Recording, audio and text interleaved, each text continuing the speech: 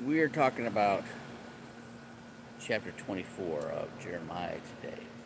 All right, so in this chapter, God gives a vision to Jeremiah of a two baskets of figs, and he asked Jeremiah, so what do you notice?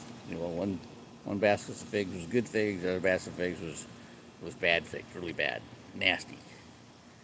And then he says, okay, what else do you notice about them, right?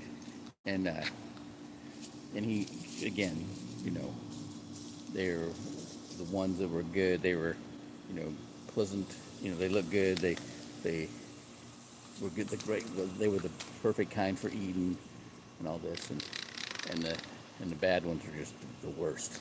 They were like, they're they they had a stench to them, and all this. So God's telling him how in captivity the good ones are going to be refined. And he's talking about his people, right? And the bad ones, they're going to be, they're going to be,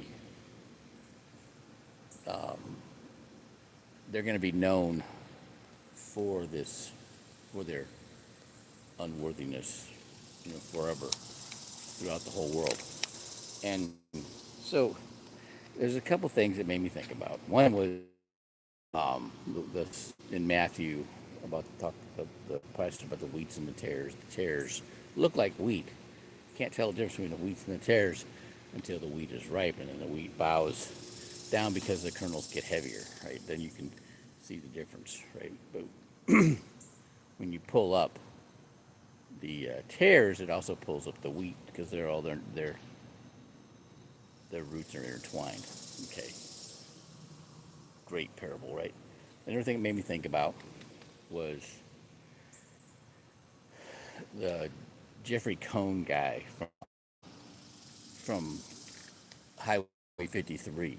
So he's a Christian about Jesus, and he reads chapter 53 of Isaiah to them, and they John the Baptist and just Baal, the faith of Baal, right? They put the Edomites in charge. The Edomites in charge. These, Herod and his family. They were Edomites that got into you know, that learned the religion, but just because they had to, and put him in charge, and they they primarily the Edomites were the Sadducees. They didn't believe in anything spiritual, and didn't believe in angels or spirits or you know the afterlife or nothing like that. Okay, but Herod got in with the Pharisees, and these guys were like the supposed to be the experts, right? And they studied the law and the adhered to adhered to it supposedly, right?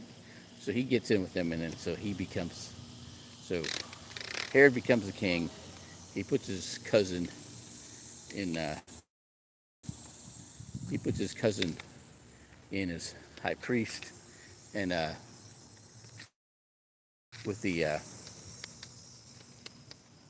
you know, then here comes Christ and John the Baptist, and so they behead John the Jesus, and so he was basically CEO and operations. There you go, and he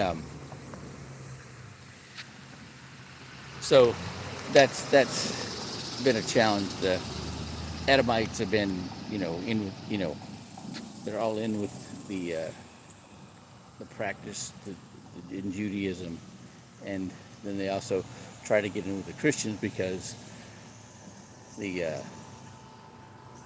Judas Iscariot was an Edomite too. He was, working for them, right?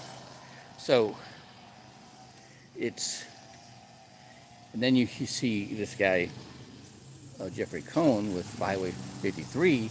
And he runs up against that, right? And you hear this other guy. There's another guy who's way harsher, right? More confrontational, and he talks about how the Kabbalah is all, man-made, made up. It's the counter to Christianity and all that, right? But it's Jeremiah with these comparative figs is making that distinction, you know. But what when we talk about the how in captivity in Babylon, he's going to refine the good figs, right? Made me think about training boxing with Roy Jones Sr., right? And it was, um, he he uh, he was harsh, man, but I learned a lot, and I got caught up, because I was like 19 before I started fighting for him. You know, Roy Jones Jr. had his first fight when he was 8 years old. Okay, huge uh, chasm of understanding between what I knew about boxing and what he knew about boxing, right? But with I was always in good shape. I was always in good condition. Roy Jones Sr. couldn't make me do more push-ups or flutter kicks or leg lifts or arm circles than I could do. Okay. And then Roy Jr. was quite a bit younger than me. Boy, he was stubborn, man. He wouldn't. I'm like doing these arms. Everybody else is dust.